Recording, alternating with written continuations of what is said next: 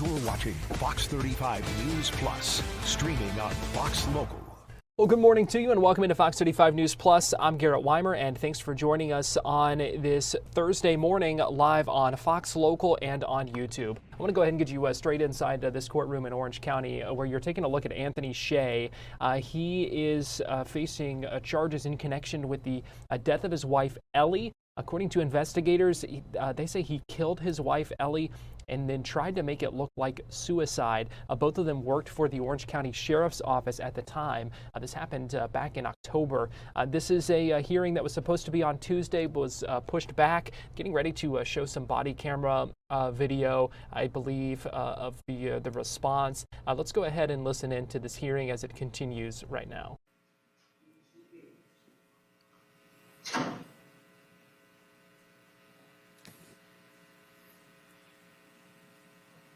Detective Gilberti, I paused at about 1 minute and 14 seconds. Is there a noise that we are now hearing in this recording that you came to recognize? There's a present hum or hissing, which I believe is the air conditioning unit in the window immediately next to the bed. So they had a window unit air conditioning. What is the basis for that belief? Because when I was in the room, I could hear that same sound that I heard on the audio recording.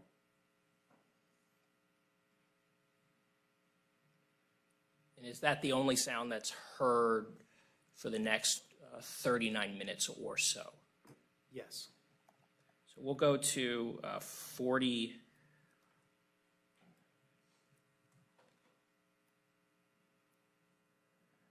minutes and 28 seconds.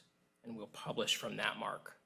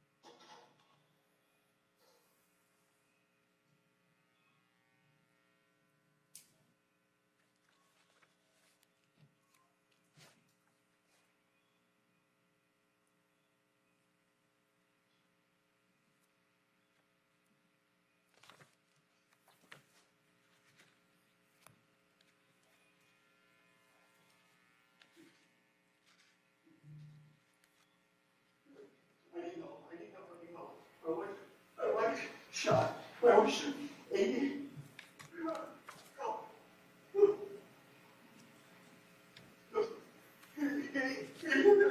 Yes.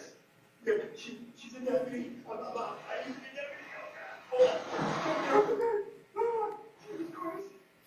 Jesus Christ. No. I'm doing CPR right now. Yes, she's shot. Please.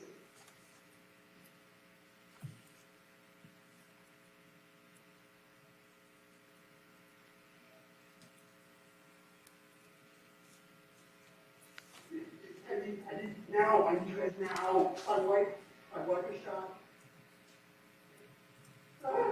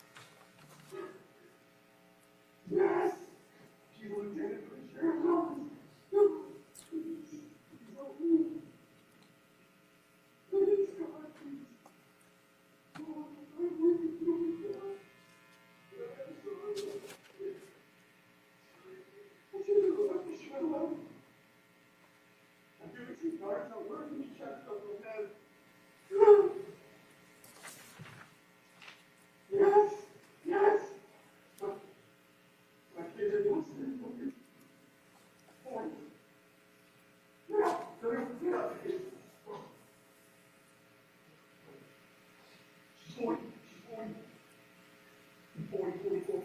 I'm doing the other. Please go back. I should have been that. Come on. That was a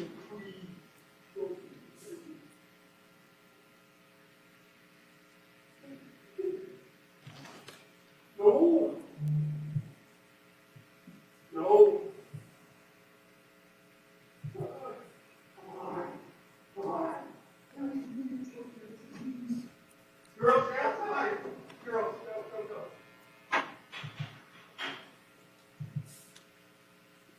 At this point, has the defendant walked away from the ongoing recording that was recovered from Ellie's phone?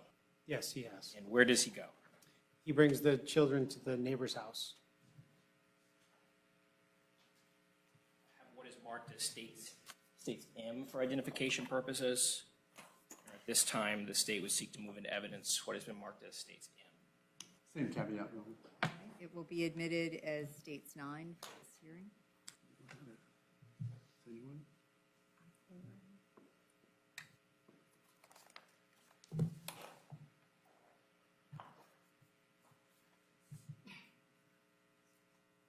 Publishing what's in evidence as states 9, Your Honor. Can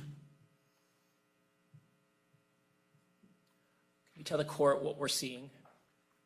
So this is a surveillance camera from the residence. It captures the driveway. And to the left is the walkway entrance to the front of the house.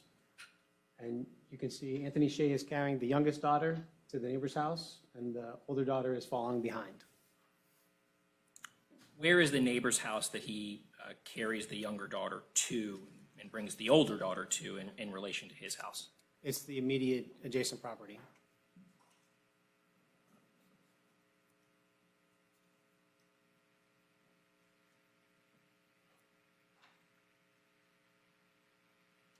We'll advance just a bit to his return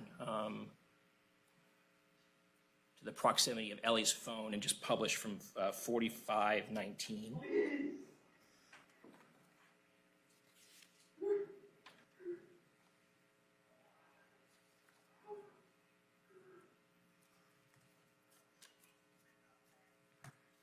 I can hear you. The side of the face.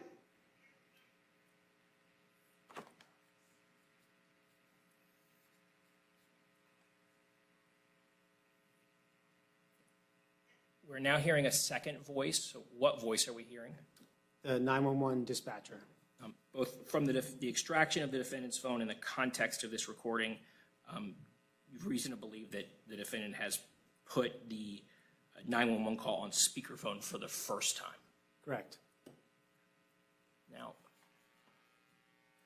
you mentioned the hum of that AC unit that is heard within the recording recovered from Ellie's phone.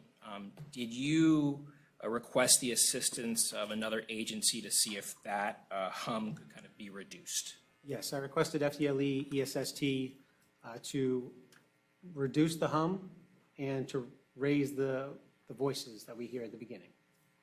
And who did you go to hopefully accomplish that task? Agent Pete Hernandez. And did he return to you a file that he had attempted to perform the requested enhancement? Yes, he did. Did you also receive a report from him that detailed the efforts that he undertook to enhance the file? Yes. You reviewed that report? Yes. And you reviewed that file? Yes. I'll approach the witness with what's marked as States K. Detective Gilberti, do you recognize States K? I do. How is it that you recognize it? My initials are written on the disc.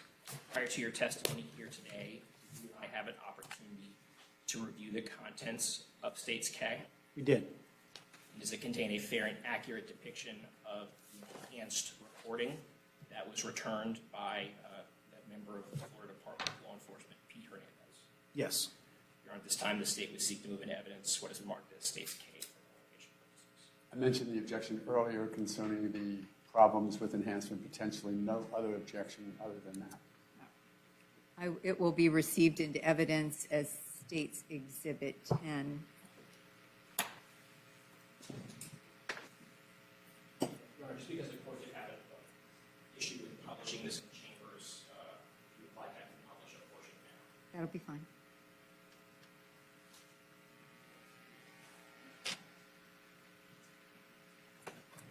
And let me just give you a, I know we're probably not going to finish this in the hour that was allocated between 10:30 and 11:30. I can tell you that I can go until noon. At noon, I have a meeting of the statewide buying committee that I have to attend virtually. At 1 o'clock, I'm doing a plea for another judge. So anything we don't finish this morning by noon, we can resume at 1:30. Yes, Your Honor.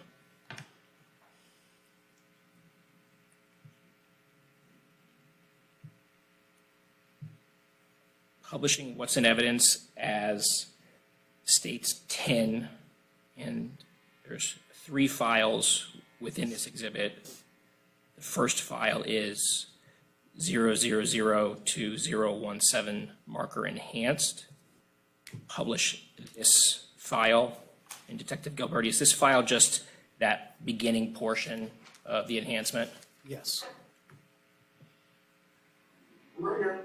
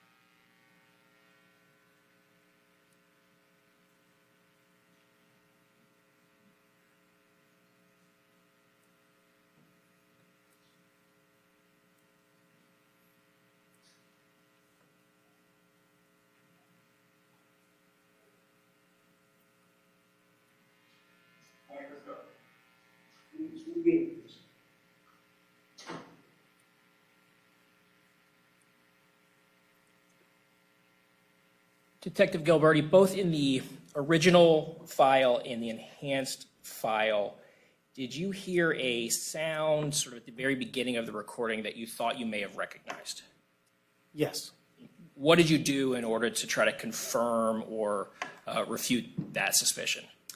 So there's some sort of a metallic clicking noise in the beginning, and I believe there was the doorknob to the room. The fact the door was locked, and it sounds like there's a child at the door. So I believed that the door to the bedroom was locked. One of the children had come upstairs and tried to get in and was jiggling the doorknob. So while at the residence, I conducted a recreation of that to essentially duplicate the sound. And did you hear a sound that, to your ear, sounded familiar to that noise that you had heard on the recording? Yes. I want to go back to the timeline that's in evidence. So,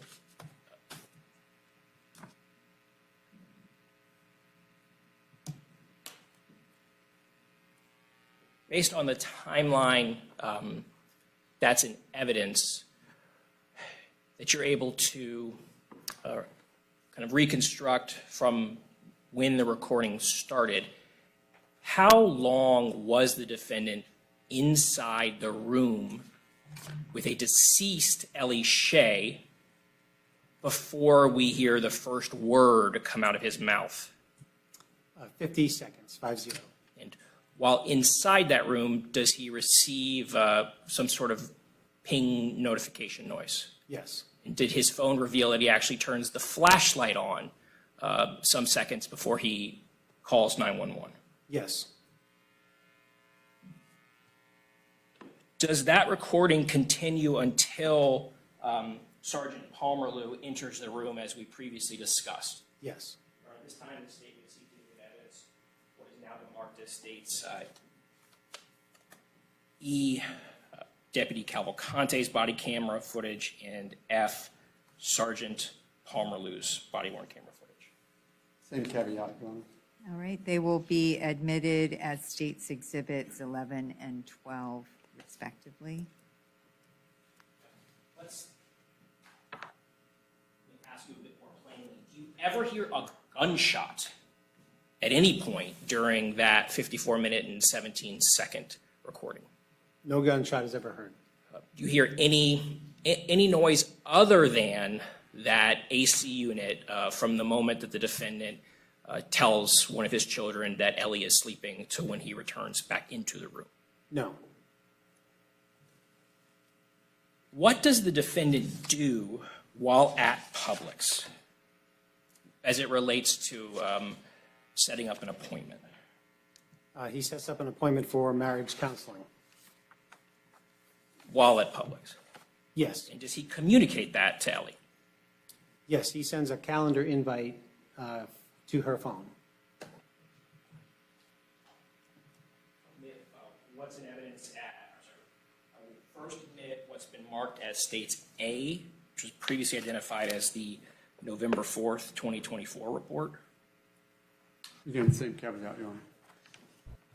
This hearing continuing in Orange County, we have heard now a few times portions of this audio recording that apparently had been recovered from Ellie's phone. I mistakenly earlier said I thought we were getting ready to see some body camera video. An audio recording, though, that we've been able to hear. Looks like they're entering into some evidence, some other things as well. We're going to take a quick break here on Fox Local, but we'll be right back and get you back inside the courtroom, so keep it here.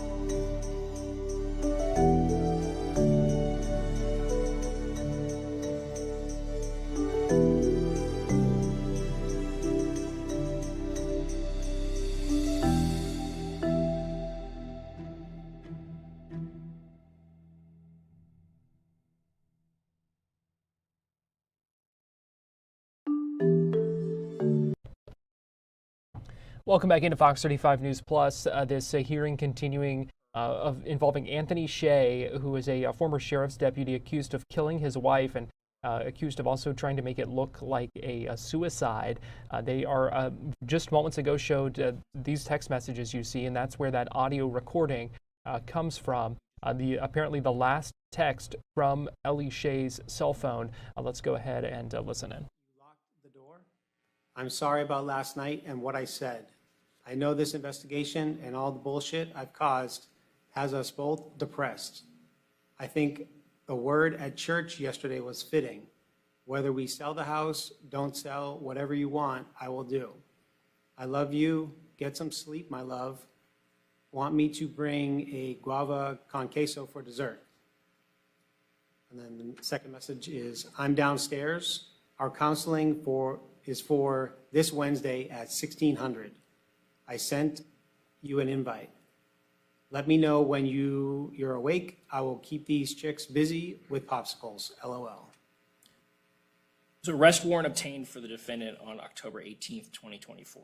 Yes, Where was he arrested? he was arrested on Lake Underhill at the intersection of Econ Lockhatchee Trail. Where was he at when he was? Within Orange County. He was driving his Telluride, Kia Telluride SUV.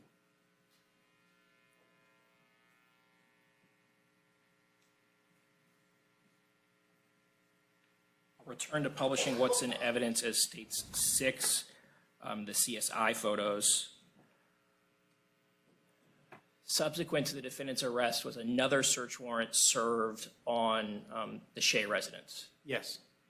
And I'm pulling up a set of photos that is within the subfolder 10/18/2024. Are these some of the photos that were taken during that post-arrest search warrant? Yes. I need to clear something up. You had referred to ENF and admitted them as 11 and 12. They were previously admitted as 3 and 4. So I just need to make sure the record's clear. Sorry about that. I think they had it in my apologies here. So we're striking 11 and 12 because they Yeah. already exist. They already exist as 3 and 4. I thought I was going crazy, but I'm not. I was with you. You were right there with me. I was. So. Now, returning to our discussion of these photos, where are we at and what is the court looking at? So this is inside the Shea residence. We're looking at a chair with a backpack. And the contents of that chair were searched, or the backpack on that chair were searched? Yes. And that's what's going on in the next photo in this exhibit? Yes. What are we looking at in photograph ending 639? So there's prescription medication for Anthony Shea that was inside the backpack. There was a wallet containing his Florida driver's license, credit cards, Additional medications in the backpack? additional medication. Within one of the pockets of the backpack was opened, and what do we see here that's about to be pulled out? His U.S. passport. And was there an envelope next to the U.S. passport? Yes. There's a bank envelope inside the bag also. Photograph 3654, is that U.S. passport that was next to that bank envelope? Yes. And when that bank envelope, some more medication, go to photograph 3666, what else was found? This is it's a hard drive. And within some papers, when they were searched, what was found? Anthony Shea's birth certificate. And you mentioned a bank envelope. Is this the content of the bank envelope? Yes, this is the cash that was in the envelope. It's $3,000.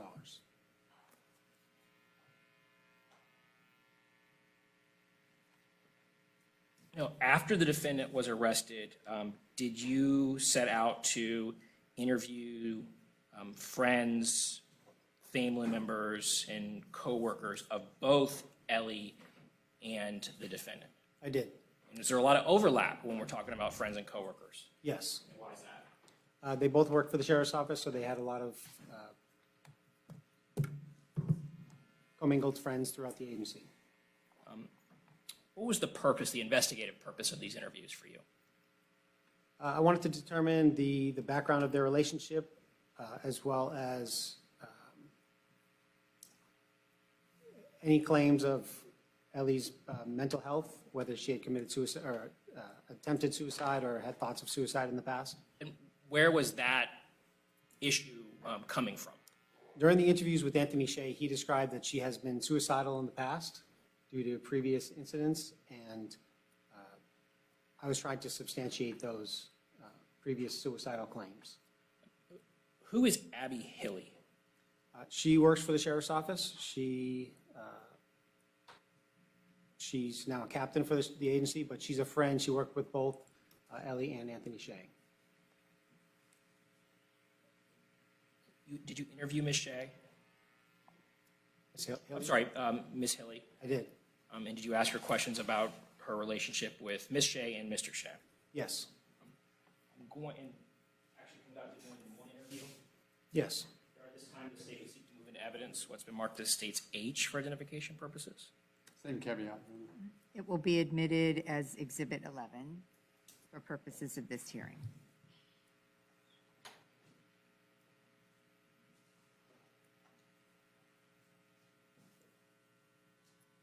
Was Ms. Hilly able to offer some insight into Ellie's outlook on her marriage with the defendant? yes. What outlook was she able to offer? She was adamant that she wanted to get a divorce. She believed there could be some sort of relationship so that the children would have both parents in the picture, but she was adamant that they were going to separate and divorce.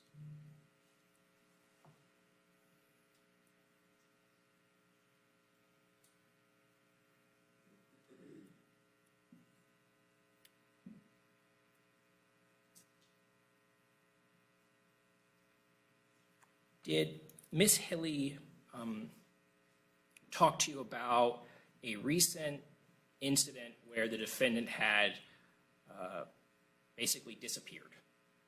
Yes. What was her knowledge of the defendant's recent disappearance? And if you could also tell the court sort of the timing of this episode. Okay, so this would have been August of 2024, where the Shays were having a movie night. So everybody was in, Anthony Shea, Ellie Shea, and the two children were up in the master bedroom. They were watching a movie. Anthony Shea had asked Ellie Shea if she wanted her vitamins and a sleeping pill. She said, I don't want the sleeping pill, I want the vitamins. Anthony Shea provided her with a pill. She took it and fell asleep. She believes that it was a sleeping pill. When she woke up, she discovered that Anthony Shea was on the bed and was masturbating, kind of with her as the focus. And the children were still present at that time. So this caused an argument between Anthony and Ellie Shea, and Anthony Shea was kicked out of the residence. He disappeared. She was not able to locate him. He was not responding to her phone calls or text messages. She couldn't locate him. And when was this episode where he sort of told to leave the residence and then, for lack of a better word, sort of disappears? I believe it was August 17th Of 2020. of 2024. Did Ms. Hilly share with you that this episode actually resulted in Ellie sending 2 voice notes to her? Yes.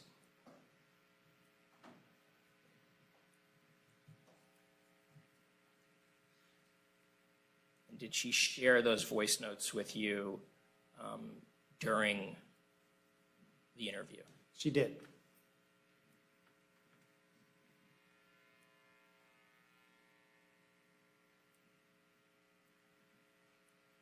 Publish what's in evidence as states 11 interview Abby Hilly 2nd, 10/24/2024.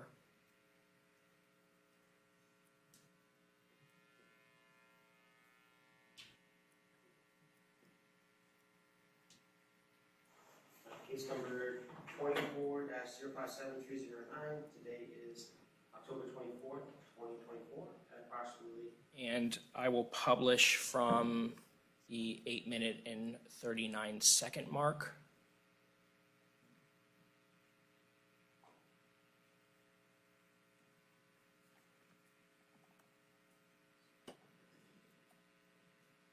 We'll go from 8:35. Is this the portion of the recording where she plays these voice notes that she received from Ms. Shea? Yes. Making excuses as to why she hasn't heard from him. She sent me 2 actually that I can share with you. to make excuses as to why she hasn't heard from him. He hasn't reached out to his mom, his sister. He just told RJ that he was okay. And I just don't, I'm angry because I didn't do anything wrong. These girls didn't do anything wrong. And for him to do that, it just is so upsetting. Like, he hasn't taken any accountability.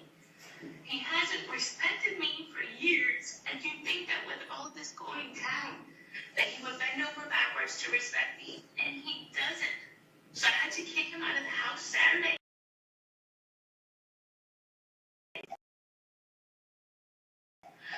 And it's just so upsetting to me because I don't know, Abby, I'm sorry. This is just more on top of everything else we gotta focus on.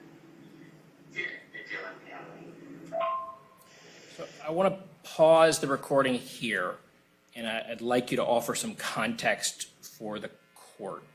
Had there been a recent loss within the Orange County Sheriff's Agency at the basically right around the time that this voice memo was being sent? Yes, so on August 19th of 2024, there was a lieutenant for the sheriff's office, Christopher Dillon, who committed suicide. And that's what she's referencing in this call. She mentions the Dillon family. Dillon family. And were the circumstances of his passing sort of widely known within the agency? Yes. Yeah, the sheriff had put out a message explaining that he had taken his own life. We're going to listen to the second voice memo.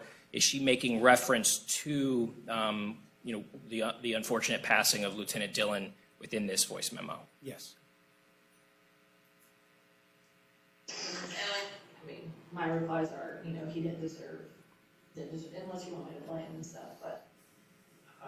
No, that it's on that same recording, or So my next recording, so if you want me to share those with you too, these are just me replying to her.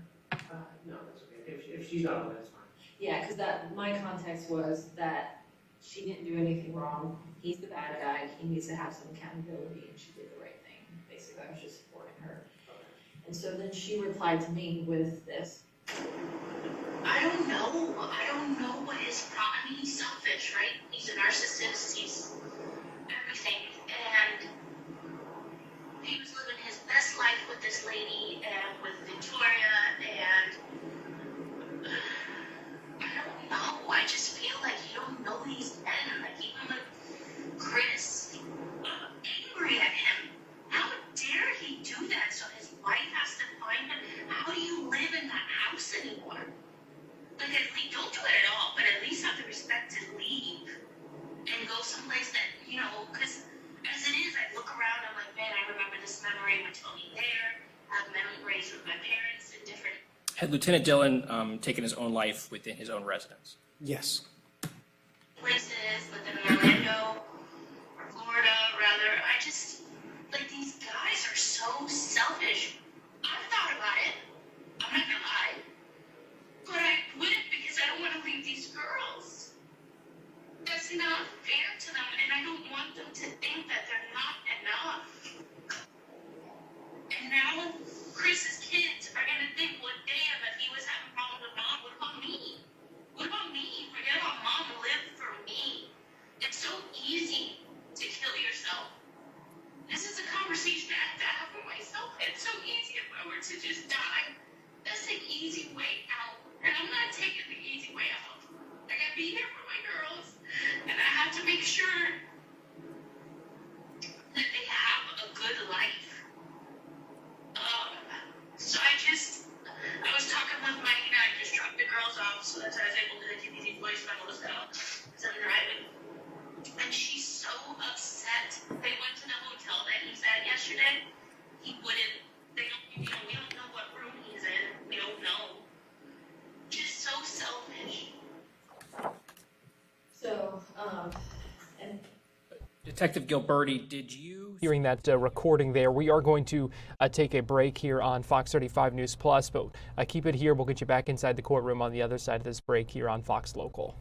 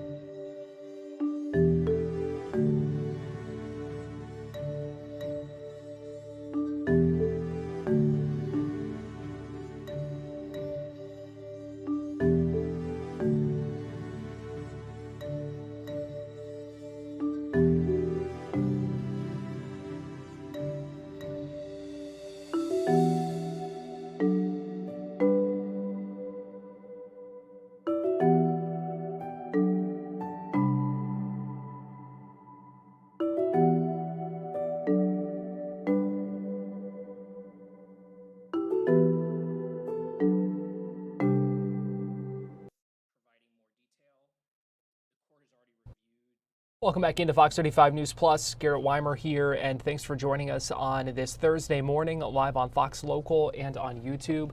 The detective still on the stand in this hearing for Anthony Shea, charged with first-degree murder with a firearm and tampering with physical evidence. Hearing some evidence, some discussion. Shea is accused of killing his wife Ellie and trying to make it look like a suicide.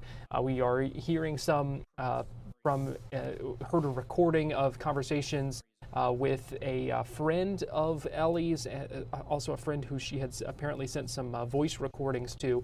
We heard those voice recordings, or portions of them, just before we went to break here. Let's go ahead and listen back inside this Orange County courtroom as this hearing continues. Comes to mind that had some insight into the defendant's perspective on whether he wanted this divorce to happen. For the defendant's side. Yeah, whether the defendant wanted to see this divorce go through.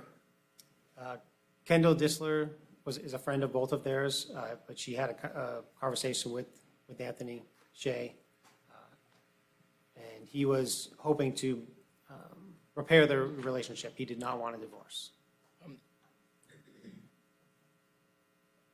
Did, from your interview with Ms. Disler and other individuals who are sort of in the same kind of standing, did you learn whether the defendant wanted to move out of the residence?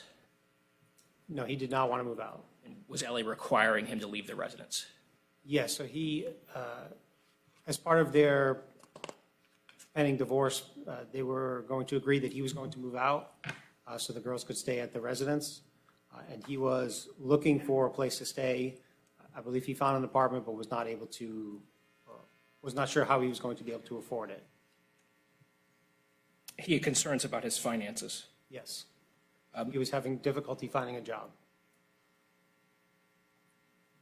From the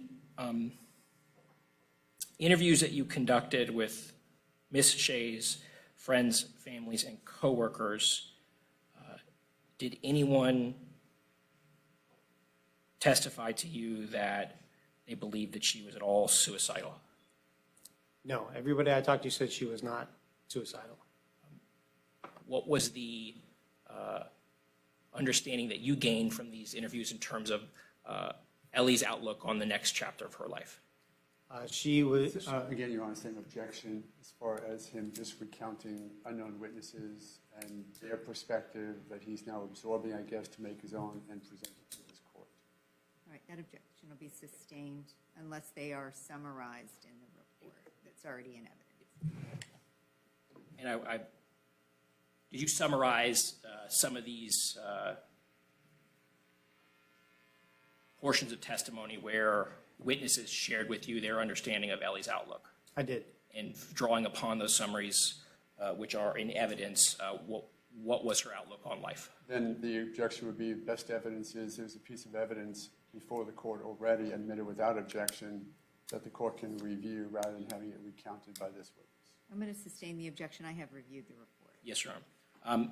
The last two items I want to talk to you about are marked as States to C and D, which are reports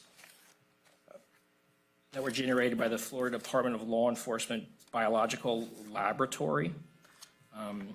One C is dated December 10th, 2024. The state would seek to move that item into evidence. Same caveat, Your Honor? All right, it will be admitted as State's Exhibit 12 for this hearing. And the report generated by the Florida Department of Law Enforcement Biological Laboratory on March 6, 2025. I assume you have the same caveat, Mr. O'Mara? I'm sorry, yes, Your Honor. It will be admitted as State's Exhibit 13 for this hearing. Just briefly discussing what's in evidence is States 12 is my last discussion with you, Detective Gilberti.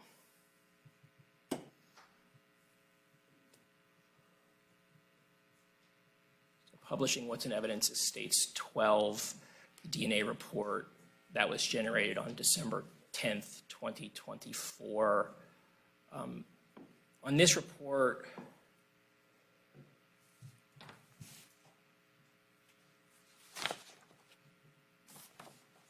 We have swabs from a firearm that was collected in evidence. Are you familiar with the firearm that these swabs were collected from? This is the firearm that was collected from the bed within the crime scene. And was that firearm identified as the firearm that was used to shoot and kill Ms. Shea? Yes. And as part of the analysis, the forensic analysis that was conducted in this case was a swab taken from the trigger of the firearm that was identified as being the firearm that killed Ms. Shea. Yes. And under item 1, swab of trigger of firearm, is that the statistical result that was reported by the Florida Department of Law Enforcement for that trigger on that particular firearm? Yes. Just for the record, could you read that paragraph? The DNA profile obtained from item 1 matches the DNA profile from Anthony John Shea, item 5. The observed DNA profile is greater than 700 billion times more likely to occur if the sample originated from Anthony John Shea than if it originated from an unrelated individual. I have no further questions of the witness, Your Honor. Thank you. We have 15 minutes, Mr. O'Mara. I'm sure your cross-examination will be longer than that. I would like to get started unless you don't want to break up your cross. Oh, no, I don't mind getting started. Well, I can probably get us close to noon, then we'll just take a break. Sounds good. You'll grab lunch during your meeting, I presume? I can. Fair enough. Let's start, again, good morning, sir. Morning. Let's start with the last thing that you talked about, which is the DNA profiles that were done on the firearm, correct? Yes. It is obvious then from the results of this that Mr. Shea has touched that firearm, correct? Yes. DNA profiling and samples like that don't give you a timeline, do they, as to when it was touched? No. They just say, at some point, like the rest of us, there's DNA all over my pen. Would you agree? Yes. That we leave DNA everywhere, and on things we touch, it stays there until somehow it's no longer there, correct? Yes. Okay. And in his interview, the first interview, and I'm going to get back to the part where he said he didn't touch the gun in a second, but on his first interview and his second, he does say that he has touched that gun many times before, correct? During the second interview, yes. And I think he said it during the first as well, didn't he? We can go over it, but you reviewed both of the interviews, right? Yes. And when he was first initially asked where the gun was, he said he thought it was on the bed. Yeah. Did he touch the gun? But then you moved on to another question, and he said, I touch that gun all the time, didn't he? Yes. Okay, so that was even in the first interview, Yes. correct? So in the first interview, he said, I've touched this gun all the time. Yes. Okay. Because I thought in your direct examination, you said that he never mentioned touching the gun in the first interview. During that event, when he discovered her, he initially said he didn't touch the gun. Well, did you ask him if he touched the gun during the first interview, or was he only asked if he touched the gun during the second interview when he said he did? Do you recall? He was asked during the first interview. He was asked if he touched the gun, and he said, I touch the gun all the time, right? Yes. Going back to the FDLE reports for just a moment.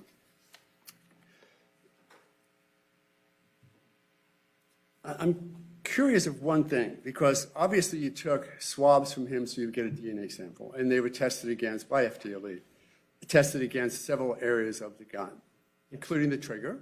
Yes. Positive, right? His DNA was there. Textured areas of the firearm, correct? Yes. Sights, correct? Yes.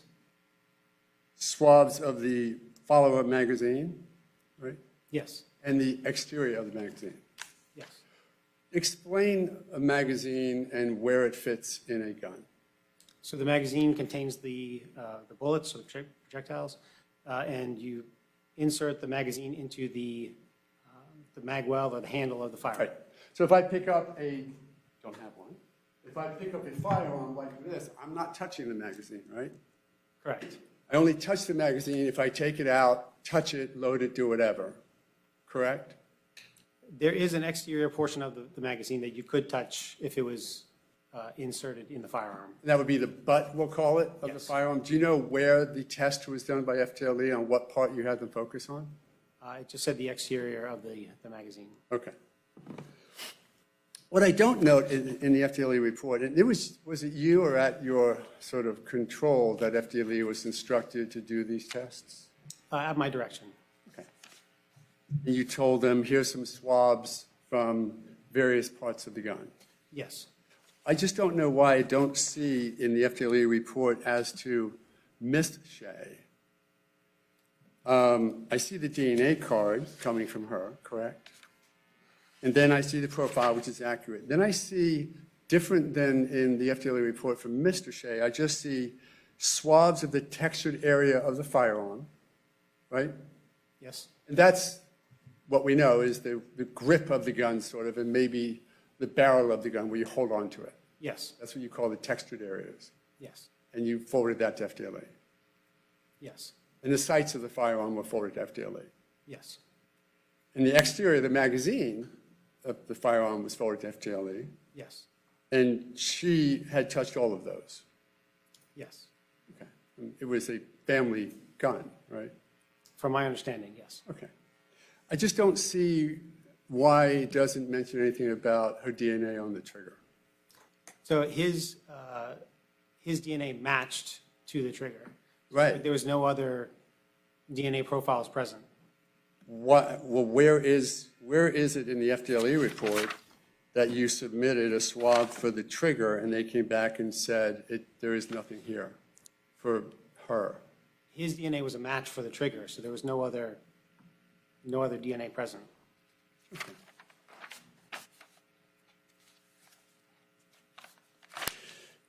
So let's go then for a moment to the reports, just to clear that up, the two interviews. First of all,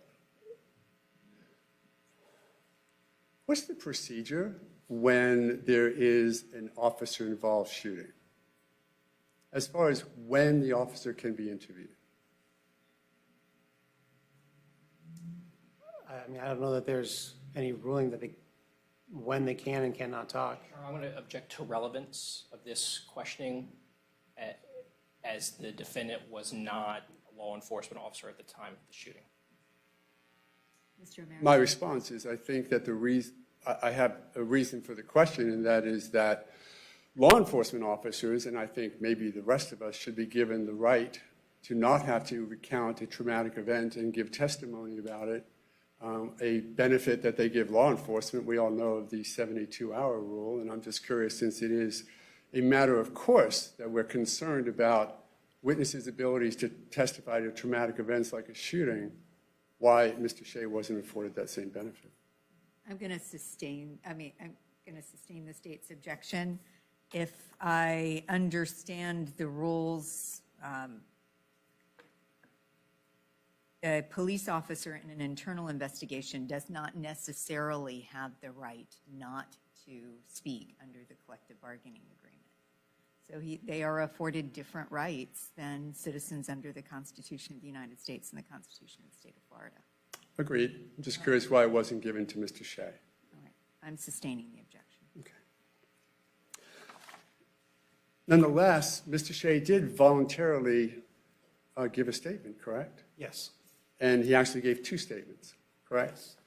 And in the first statement that we talked about, and I could go back to it, but you acknowledge now that when he was asked about touching the gun, he said he had touched it all the time. Is that correct? Yes. Okay. Is it your testimony that he was asked specifically, did you touch the gun that day, that moment of the shooting, that he denied, or was it just not asked that way? And I have the transcript if you want to review it, but you understand my question? I understand the question. Okay. He never denied, in the first interview, he never denied having touched the gun that day, did he?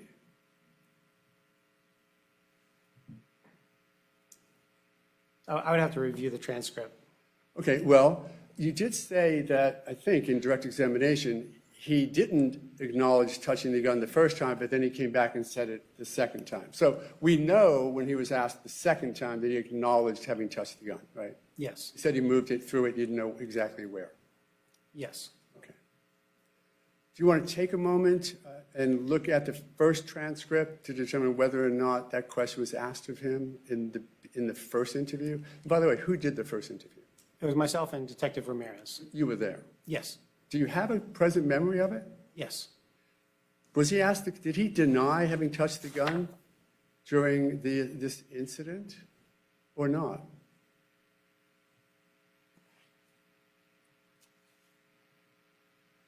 I would have to review the transcript. Okay.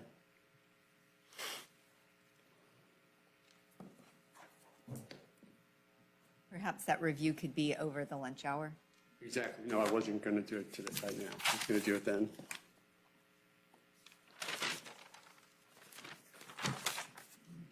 And I mentioned this earlier when I was questioning you during what we call sort of voir dire to talk to witnesses. And you acknowledge that this timeline is created, it was created by you, right? Yes, Any help from anybody else? yes, Detective Regis. Okay. And that was just putting together timelines from the various sources that you talked about. Yes, And I think I questioned you about Anthony Shea sent a message from Ellie's phone to his cell phone. That's your position that that's what happened, right? yes. Is there any forensic evidence to support that it was Mr. Shea who actually did that? No, Okay. It's a supposition by you. based on the investigation. Of course. And look, I'm not minimizing the fact that you did an investigation. But when you put a fact in front of a court, you're saying he did it. And that's just an assumption that you made, correct? Based on the investigation, that was, There's no supporting evidence there, is there? No forensic evidence that supports that he did it, no, correct? It has, those phones have GPS coordinating, right? yes, You know he did not have that phone with him when he was at Publix, right? correct. You know that because you looked at. Cross-examination continuing. They're getting ready to take a break here at the noon hour for a couple of other things that the judge has to attend to. It sounds like a meeting and then a sentencing that she has to preside over. So we expect them to wrap this up and take a little bit of a break here in just the next couple of minutes. This is the Anthony Shea hearing continuing in Orange County. We're going to take a break here on Fox 35 News Plus, but we'll be right back with more. If they're wrapping up in the courtroom, we'll have a lot of other stuff to get to as well. So keep it here on Fox Local.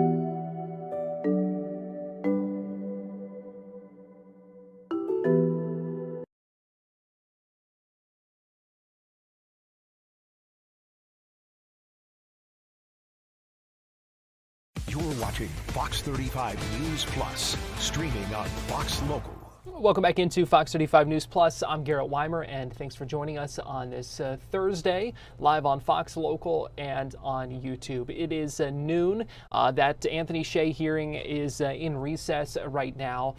We heard about, let's see, it started right around 10:30, so about 90 minutes of testimony and also some cross-examination of the detective in this case, talking about a number of different kind of aspects of this case. Anthony Shea, let me just show you here. I do have some photos. Anthony Shea, accused of killing his wife Ellie back in October. Investigators say he tried to make it look like a suicide, and we heard some conversation or some testimony rather today about the dynamics in the marriage, some of the difficulties and some of the things that were going on. Also saw that that timeline of the day of Ellie's death and some of the things that were questioned about that. Anthony Shea, who you see here, charged with first-degree murder with a firearm, also tampering with physical evidence. We heard in court today an audio recording that had been recovered from Ellie's phone, some other pieces of evidence as well, including text messages, including the last text message that investigators say was sent from Ellie's phone. So we do expect that hearing to continue this afternoon. Around 1:30 is when it is supposed to resume. So we'll get you back inside that courtroom later today. Again, that hearing going on in Orange County. Fox 35 Storm Team meteorologist Brooks Garner joins me now. And Brooks, we're keeping an eye on the tropics, but closer to home here today, seeing an increased chance of some storms. Yep. Absolutely, Garrett. We've got a front in South Florida that's going to kind of work northward, and that's going to produce a better chance for rain in our neck of the woods. As far as the forecast goes, it'll be sunny for a lot of the day today, but then after about 3 o'clock, we'll see some of those storms popping. But it's over this horizon from our Hard Rock Hotel cam in Daytona Beach, more than 3,000 miles, that we've got a disturbance that could become the season's next tropical system. Right now, it's a tropical wave located close to Africa. It's in this red circle, and it's got a likely chance of developing inside of the next 2 to 5 days. It's also battling a little bit of Saharan dust, and that's a drawing factor that can inhibit development. Now, the key takeaway with the system is that the slower it is to develop, the more likely it is to track farther west and be potentially more impactful, if not to the U.S., certainly to the Caribbean and the Leeward Islands, maybe by the middle to end of next week. Now, if it strengthens faster, it's more likely to curve away safely out to sea. The National Hurricane Center in this red shaded area gives about an 80% chance to develop inside of the next week. Now, this isn't the forecast cone of where it'll track. This is just the zone where a storm could be officially declared as a tropical depression or a tropical storm. From there, a cone would be drawn to forecast where exactly it's going. Now, there are no defined models out on this thing yet other than the European models of any credibility. There's no spaghetti models out, but I want to show you one of our what are called deterministic models. This is the European model that shows this wave becoming a tropical depression or a tropical storm and then making its approach to the Caribbean around Wednesday or Thursday of next week. It's too soon to say if it's going to make impact there. It may travel north, but areas of the Eastern Caribbean, specifically in the leewards from Dominica to Guadeloupe, up through Anguilla and even the British and U.S. Virgin Islands need to watch this one carefully because this is inside of a week away. Will it affect the U.S.? It's too soon to say. Some of the models are showing a close brush to Florida in about 2 weeks, but you got to remember that this is 2 weeks away, which is a long time. The Atlantic Ocean is huge, and so much can happen between now and then. Bottom line is we don't know, but we're watching it, and we'll let you know as soon as we do.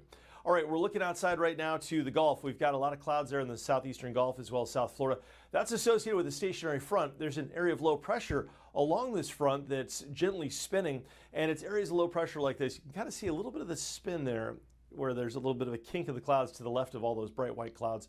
We'd have to watch areas like this for possible tropical depression development, especially later this month with stationary boundaries sitting over, parked over warm Gulf waters. That doesn't look to be in the cards with this particular low, but that low could help to bring this stationary front farther north, enhancing our rain chances later today and especially into tomorrow. Been really rainy down in the Keys. Here's a live view from Big Pine Key with dark clouds and the distant storms. There's a greater than 70% chance of rain for South Florida associated with this front today. As you go farther north, the rain chances reduce. So a 50% chance Orlando, Kissimmee, and just a 40% chance for Claremont and Palm Coast. Once you get to Ocala, a 20% chance, and then no rain expected in Gainesville today. So here's the 7-day forecast. We're looking at a 50 to 60% chance of rain just about every day, which is normal for this time of year, with high temperatures around 91 to 92, which